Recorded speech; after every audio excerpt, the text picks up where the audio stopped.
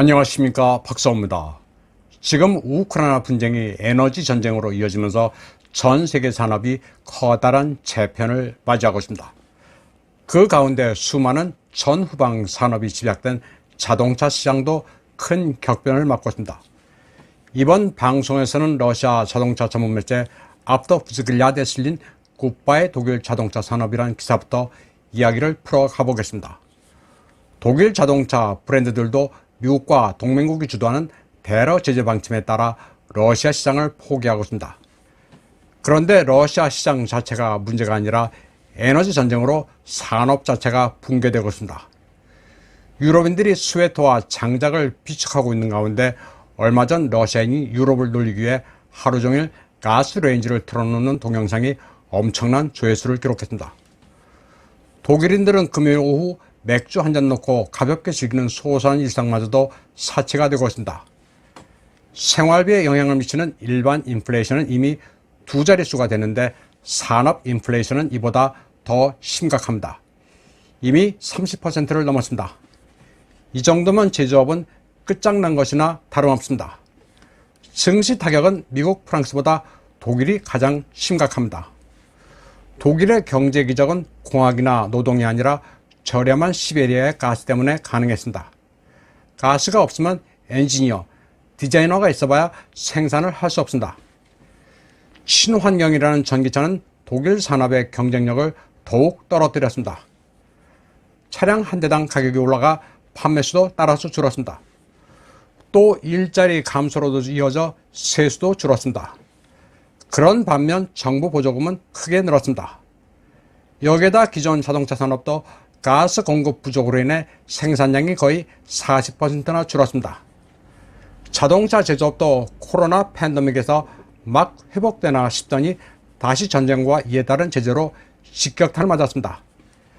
신차 부족은 전 세계적으로 발생했고 러시아 또한 예외가 아닙니다.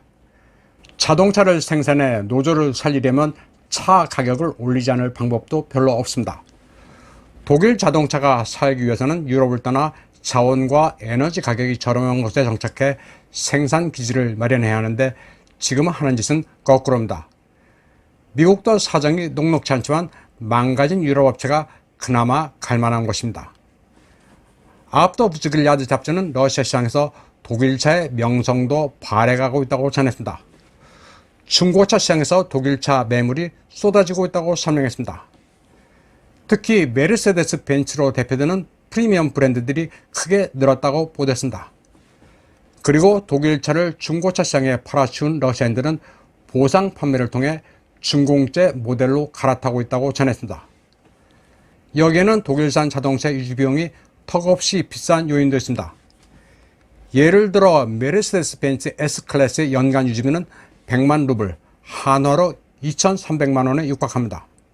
한 차주는 사소한 사고로 헤드라이트 하나 교체한 사연을 전했습니다.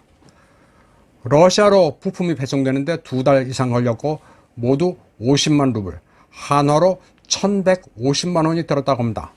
메르세데스 벤츠 E클래스의 차주들도 브레이크 시스템, 엔진 냉각 시스템, 전자 부품 교체 등 여러 가지 수리, 유지에 곤란을 겪는다고 털어놨습니다. 아프터부즈글야드는 지난 여름부터 프리미엄 독일차에서 중공차로 갈아타는 경향이 확연해졌다고 분석했습니다. 중공산 자동차를 구입하는 사람 3명 중 한 사람은 독일차 차주였습니다. 러시아인들도 메시드 아즈베제, 별들의 꿈이라고 해서 삼각별을 동경하는 한국인들처럼 메르세데스 벤츠에 대한 집착이 강했습니다. 그런데 이제는 별 실속 없는 별이라고 해서 슬슬 떼어버리고 있습니다.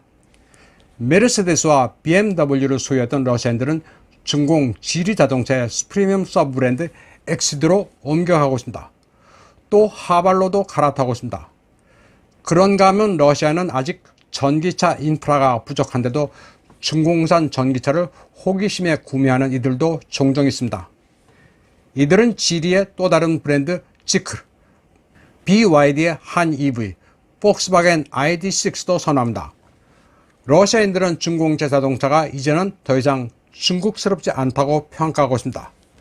한국인이 흔히 마티즈 짝퉁으로 인식하고 있는 체리 QQ처럼 품질이 극도로 의심스러운 시대는 이제야 한다고 앞터프즈길야드는 말하고 있습니다.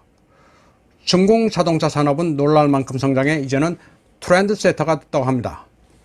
그리고 결정적으로 지금 중공 자동차는 실제로 중공의 것만이 아닌 서구의 모든 요소를 차용하고 있는 것으로 분석했습니다. 앞터프즈길야드는 중공 자동차가 디자인 면에서 너무나도 아름다워졌다고 평가했습니다. 그도 그럴 것이 스웨덴 볼보의 스타일 그룹 피버 호버리는 지리 자동차를 디자인하고 있으며 여기에는 전 벤틀리의 디자인 책임자 스테판 질라프도 가세하고 있습니다.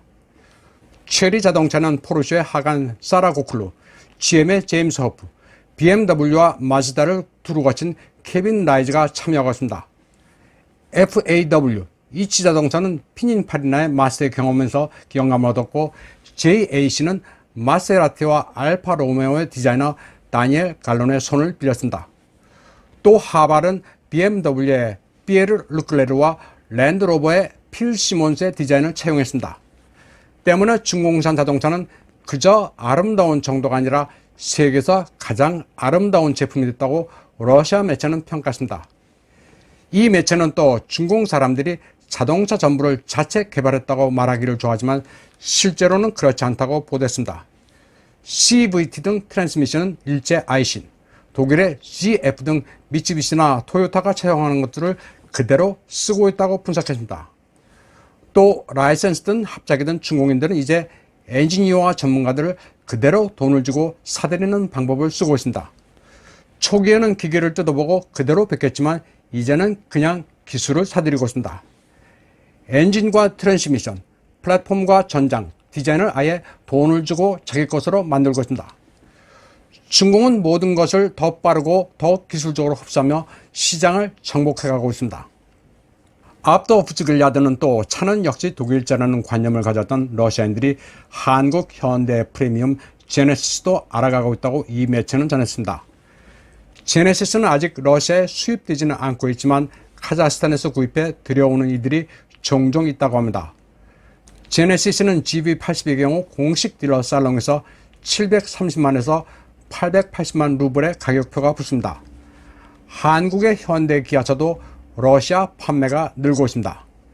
2022년 8월 한 달만 6,600만 달러 상당의 한국산 자동차가 러시아 시장에 인도돼 수입 증가세가 가파르게 성장하고 있습니다.